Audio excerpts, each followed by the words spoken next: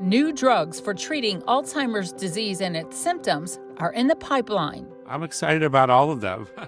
Dr. George Grossburg says this is a busy and exciting time in the history of Alzheimer's research and drug development. And he would know. The Henry and Amelia Nasrallah Professor in the Division of Geriatric Psychiatry at St. Louis University School of Medicine is involved in the journey of many new Alzheimer's therapies in the pipeline. I really have my finger on the pulse of what's happening nationally. Kind of a stage in my career where I'm very popular, I guess, where basically I'm a sought-after consultant to these companies that are developing new treatments for the disease as well as for the symptoms, the psychiatric or neuropsychiatric symptoms of Alzheimer's. I help to design the studies and then wait for the results and help to interpret the results and help to publish the results and share them educationally with the field. Grossburg and his colleagues were instrumental in the first FDA-approved treatment for agitation associated with Alzheimer's. And that's the drug brexpiprazole. So Rexulti, or brexpiprazole, is the first and only FDA-approved treatment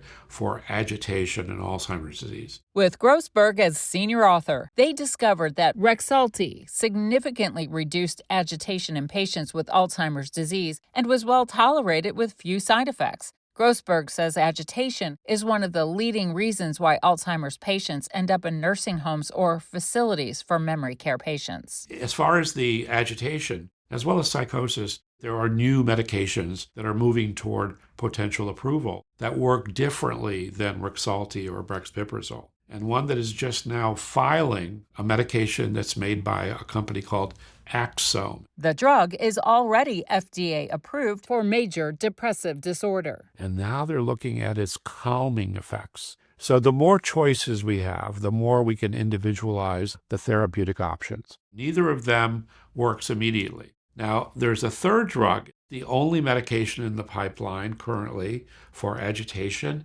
that works in minutes, not in days or weeks. A film, a very thin lozenge. And you put that anywhere in the mouth, under the tongue is the best, but anywhere in the mouth, it dissolves instantly, absorbs right away into the bloodstream, and within usually around 60 plus minutes, not, days, the patient is got a nice calming effect. Grossburg expects Roche in Switzerland will deliver a huge win in the fight against Alzheimer's in the next 3 to 4 years with Brainshuttle technology. The Brainshuttle is a fragment of an antibody used for drug delivery to the brain. The groundbreaking technology is designed to take the very recent success of anti-amyloid therapies to the next level. Monoclonal antibodies target amyloid-beta proteins in the brain, the hallmark of Alzheimer's disease. These anti-amyloid therapies trigger immune cells in the brain to get rid of the harmful amyloid-beta proteins, reducing the amyloid plaques in the brain and slowing disease progression. Grossburg says the Brainshuttle technology should make the new Alzheimer's drugs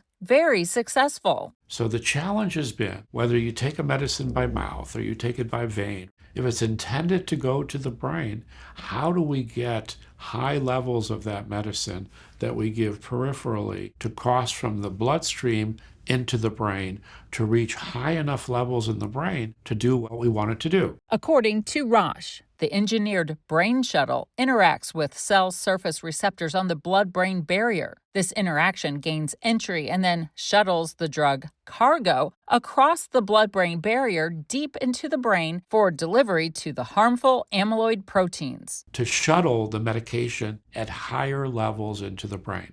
They can give very, very tiny doses of this drug by vein. All of it is shuttled into the brain so that the brain levels are much, much higher than we can even achieve with the high doses that we give peripherally. Get very high doses into the brain, giving much lower doses, by vein or by mouth, having less systemic side effects and having more therapeutic effects in the brain. Grossburg knows the struggles of his Alzheimer's patients and their families, but he is driven by hope and wants to share the good news that after many years of hard work, hope is within reach.